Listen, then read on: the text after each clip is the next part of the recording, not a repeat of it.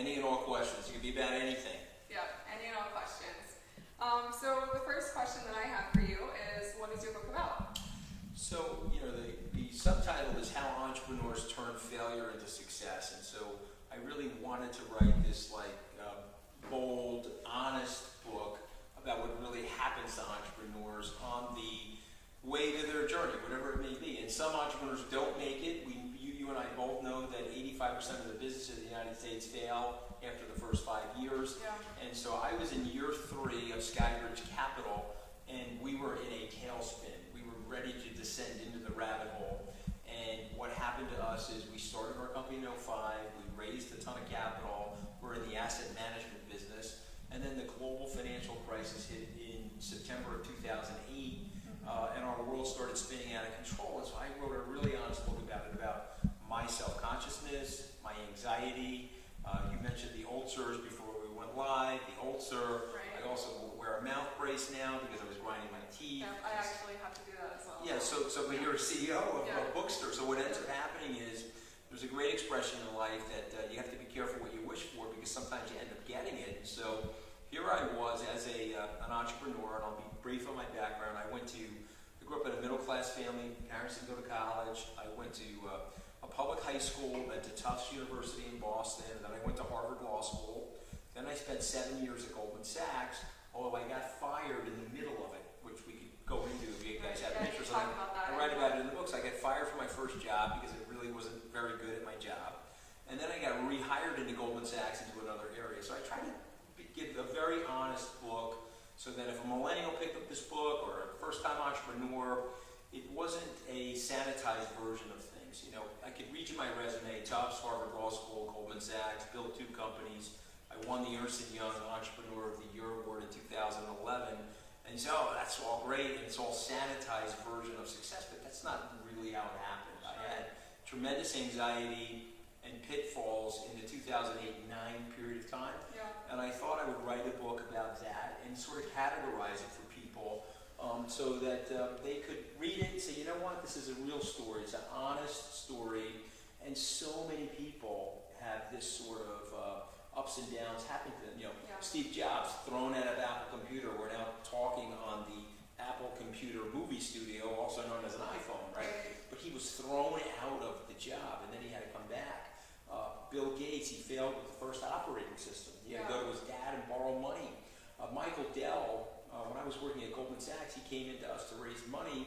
His laptops were catching on fire in 1993, similar to what happened to the Galaxy 7. So every entrepreneur, and those are terrifically successful entrepreneurs, way more than me, but every entrepreneur has these fits and starts, these ups and downs, and I thought that would be neat to write about as opposed to some, glossy thing that we often read about. Self-congratulation is really not a good virtue, and it's also not something that my family really aspires to. Sure. So were you just kind of reflecting one day and you thought, oh, I want to write a book about this, or did you, what inspired the writing process itself? So I've written 2 other books. My first book was called Goodbye Gordon Gekko: How to Find Your Fortune Without Losing Your Soul. I was in Oliver Stone's movie, the sequel, Wall Street 2. So I do a lot of television. I was on CNBC at that time. He saw me, and then he cast me in the movie as myself, which was a lot of fun. And so that book sold very well for Wiley, and then they asked me to write another book for them. I had a 3-book contract with them. Okay. So the second book was called The Little Book of Hedge Funds, which was a honest account of the ups and downs of the hedge fund industry, what's good about hedge funds and what's bad about them. Even though I'm in the hedge fund industry, I really tried to make it objective. Sure. And so I had a 3-book contract. They said, okay, these books have sold. We need you to write another book. And I was like, oh, I got to think about what I really want to write about. And then it dawned on me that our near-death experience in 2008 and 9 would be an interesting narrative because it's truthful and it also speaks to the core of entrepreneurship. People like yourself and new startups, people are thinking about ideas. Somebody said to me the other day, I can't remember who, he said, millennials are not only out looking for jobs, but they have to actually go out and possibly create their own job, and create their own business. And so I thought this would be a pretty good guide for them. So what would your advice be to somebody who has just created their own business or who's thinking about creating their own business? Well, on the thinking side, you got to start obviously with a plan. Now, your plan is not going to work. I'll just give you the news flash on that. But you have to have a plan, because once you have a plan, you start that alternative thinking and that adaptation and pivot thinking that you need as an entrepreneur. And so Mike Tyson has a great line that everybody has a plan until they're punched in the face, and then their plans change. And so for me, I started Skybridge as what was called like a hedge fund seeding business, where we were basically a venture capitalist in the hedge fund space. We were terrible at that. And everyone told you not to do it as well. Everybody told me not to. Well, that's another thing. If it's a good idea, people will double down and tell you how bad the idea is. And so you have to listen to your core. If you don't read my book or you read my book, I hope that the message that you would get from my book is that you have to listen to your core. And you have to follow your journey. And you have to think about your life in a way where pick the thing that you love to do, irrespective of the potential that you could fail at it. Yeah. And I think that's ultimately how we get to the highest expression of ourselves and the best version of ourselves. And so there I was. I started a business, sold one successfully, starting another business, and I was failing. And it was brutal. And I remember the day, and I can tell you the exact date. It was September the 16th, 2008. I had just landed in Australia. The markets were down 800-900 points. We were going into the global financial crisis. And I got off the plane, I looked at my phone and showed all the stock prices and all the money that we were losing. I was like, okay, this is it, man. I'm going out. Skybridge is going to become no bridge, or blown up bridge, or the bridge to nowhere. And I was like, okay, this is it. So then I started the process of the death experience, where you start to realize that it's not going to happen for you. Yeah. And the first thing was my social anxiety. Oh my God, what am I going to say at the local country club? Or what am I going to say to my buddies that I went to Harvard Law School with? And the second thing was, okay, this is really happening. How am I going to get my affairs in order? And then once I got to the realization that it could happen, it was going to happen, there was great clarity of thinking. And so my message to people is that if you can accept as an entrepreneur and embrace the concept of failure, you're actually going to bizarrely increase the quotient of your success, because you start thinking really clearly, and then you start taking risks, that are cool risks. I'm not talking about bet all the money on black in Las Vegas or something like that, but I'm talking about what we did with our conference. We had the hedge fund industry was evacuating the conference space. All the big banks were evacuating the conference space.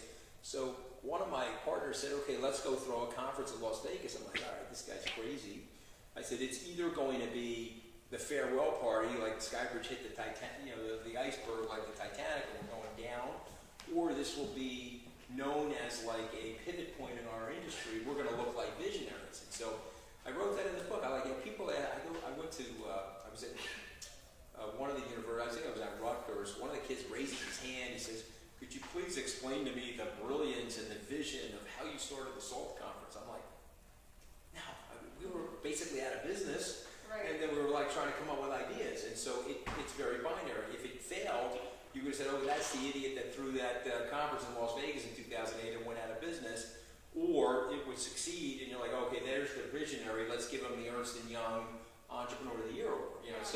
So I really want to lay it out for people and try to express it to them in the most honest way possible, which I think will help you make your decisions about going into business for yourself. Or if you're in business, you have a friend in business that you can actually relate to that's really talking to you in real time about the ups and downs of it. Yeah, I think that's really interesting. It kind of sounds too, we have a lot of authors who are a member of our audience.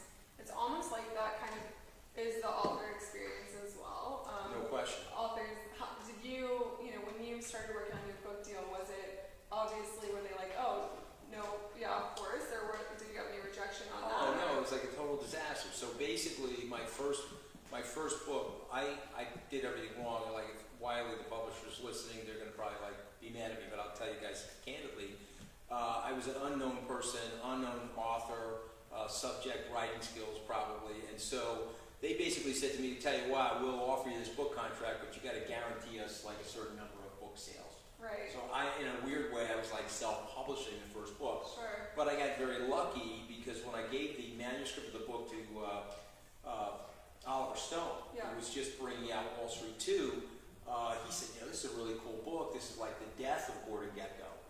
And a lot of millennials don't know who Gordon Gekko was, but in the 1980s, he was the antagonist or protagonist of the movie Wall Street. Oliver Stone basically had him as a corporate raider. He committed insider trading and ended up going to jail. And he said something that is like loathsome, I think, and it was greed is good.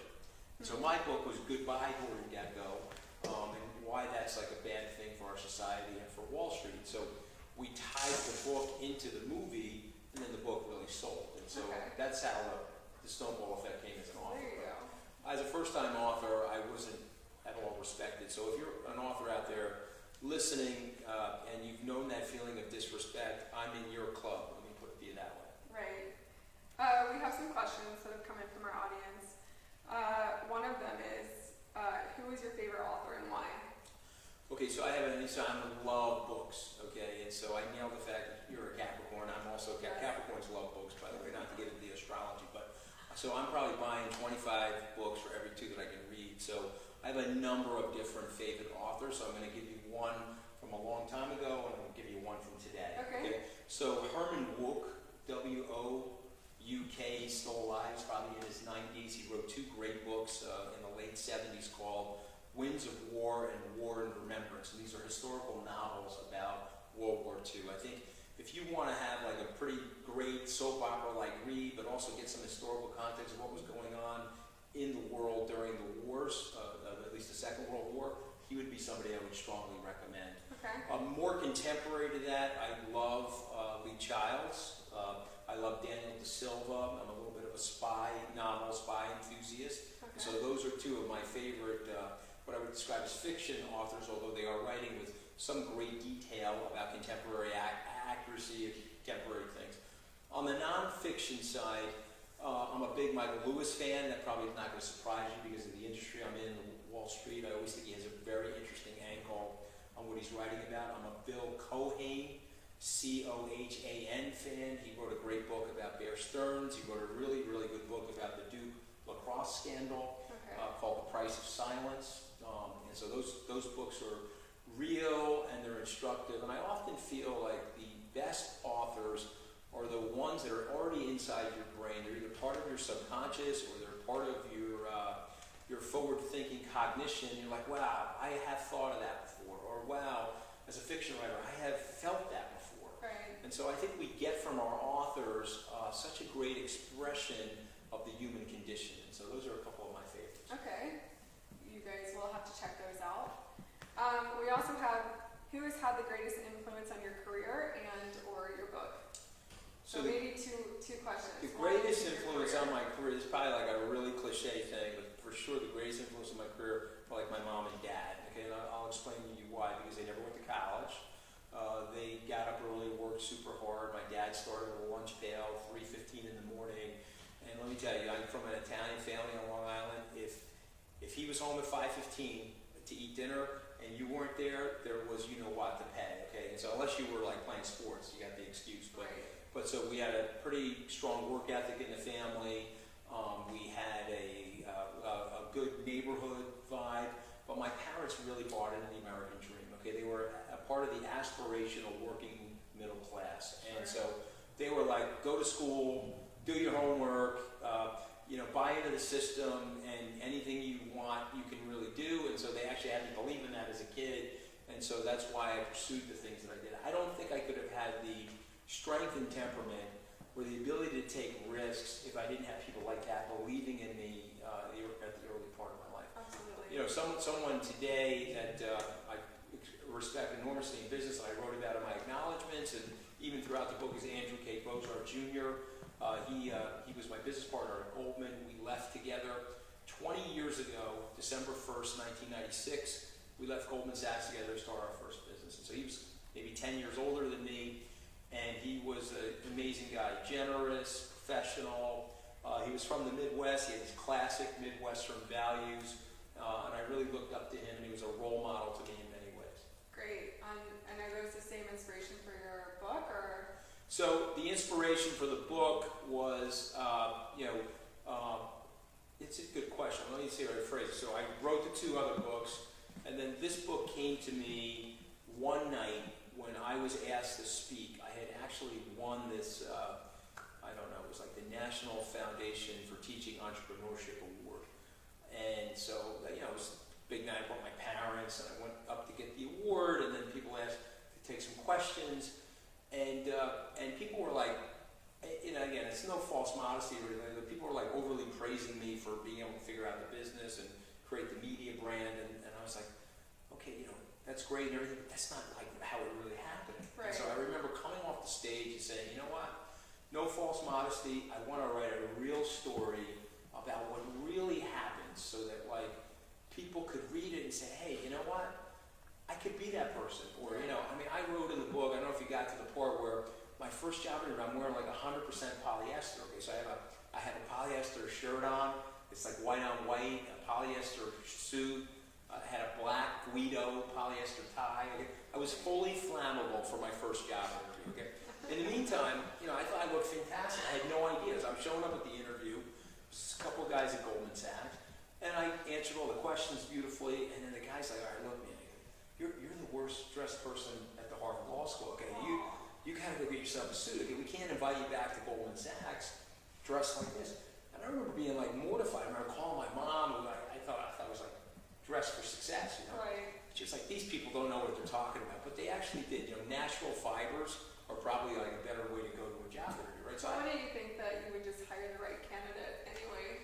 Yeah, I know, but you know, and I write about it in the book, that you have to present yourself in a certain way because at the end of the day, whether we like it or not, the way we present ourselves to other people forms a reticular image in their minds. You know, I do write about it, the Facebook effect in the book, and how we're biologically designed to recognize each other's faces, and then all of a sudden we develop empathy for people. One of the reasons why there will always be fame is it has to do with the way the reticular system is set up, because if you don't meet Brad Pitt or you don't meet Kim Kardashian, but you're relating to them asymmetrically from the movie or from the television, then all of a sudden you want to bond with them and create that symmetrical relationship. Sure. So I do believe that image, whether we like it or not, image is a part of our lives, and we have to sort of make sure that we manage ourselves that way.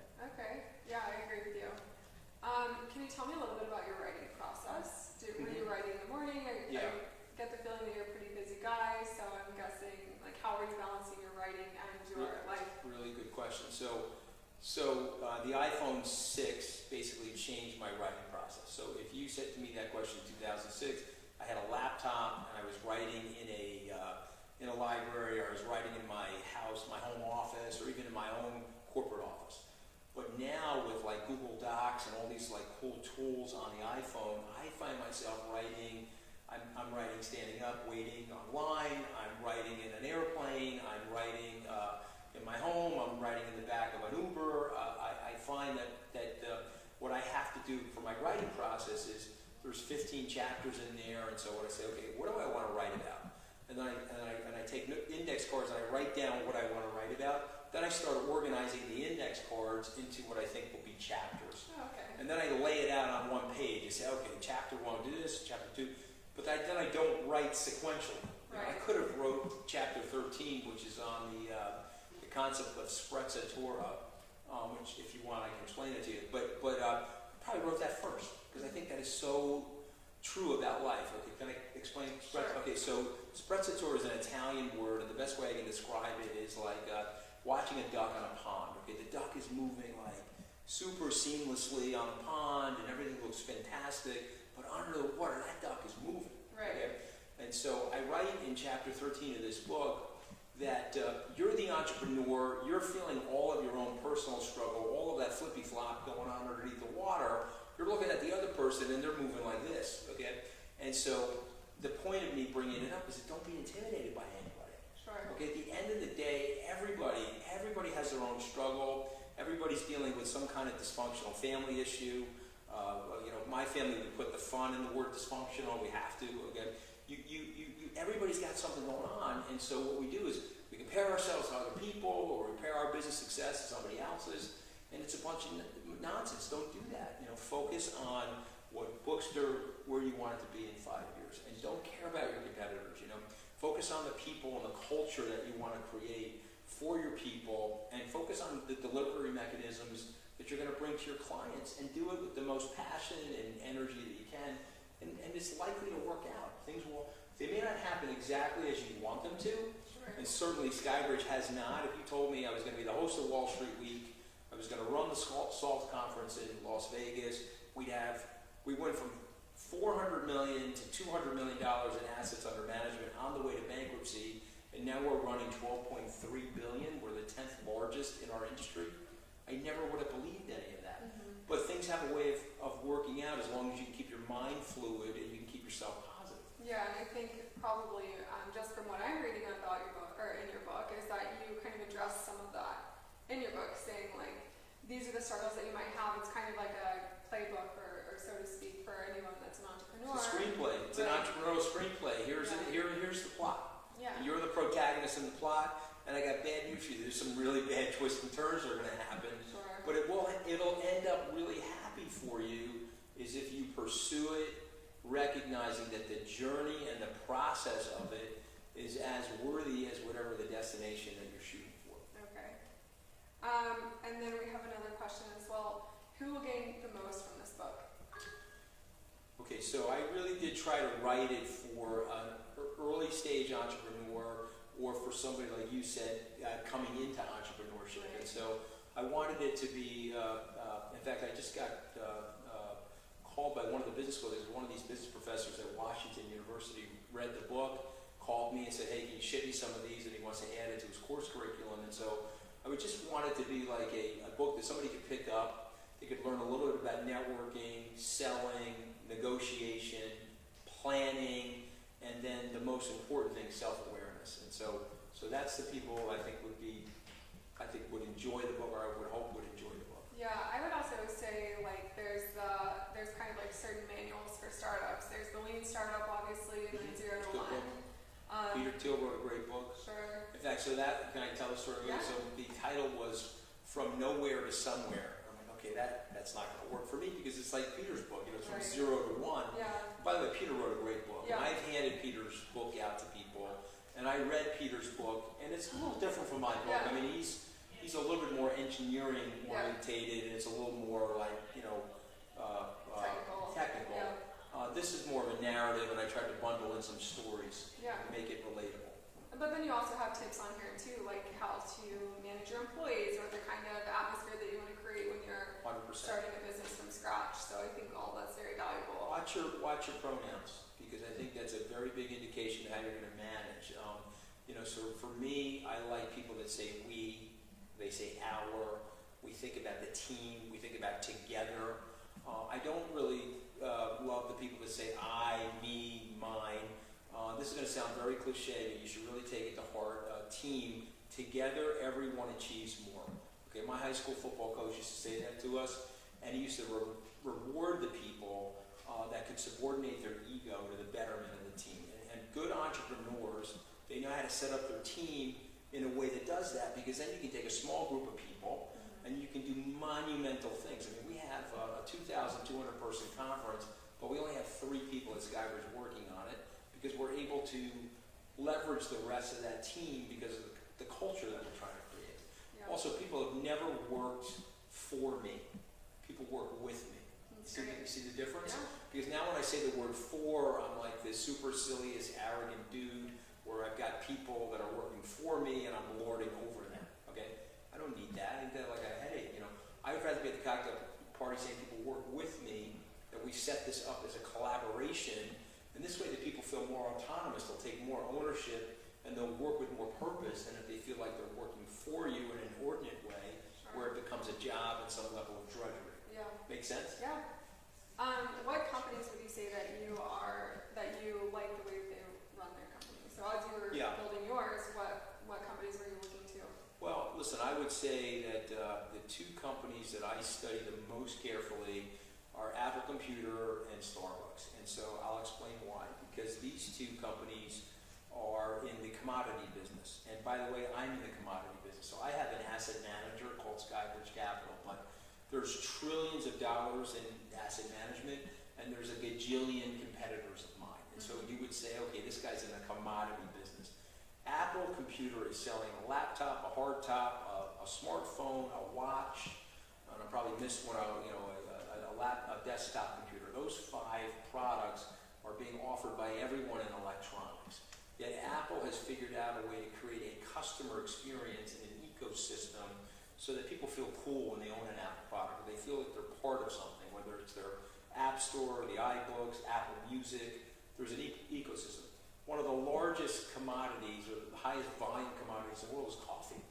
Okay, so you're a lot younger than me, but when I was growing up as a kid, you'd go to a Greek diner and you'd buy a coffee for 25 cents. Right. Today, you're walking into these earth tones, and someone's wearing a green apron, and they're speaking in a totally different language than you, with the vente skimmy and all this sort of nonsense, and then paying $5 for the coffee. Okay, and so what did Howard Schultz do? He created this experience for the customer, and he turned a base commodity into this experience, and he's able to charge a premium price for it. And so for me, those companies I try to steal from.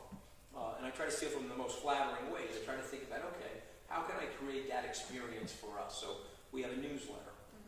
I host Wall Street Week on Friday nights at 8 o'clock on the Fox Business Network, and I bring people from around the industry on to talk to them.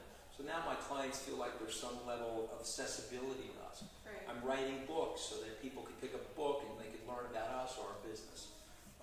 We do a conference. I'm really trying to make the customer feel that they have access to us and that we can provide them with insight. And so that's how we're trying to differentiate ourselves from our competition. That's great.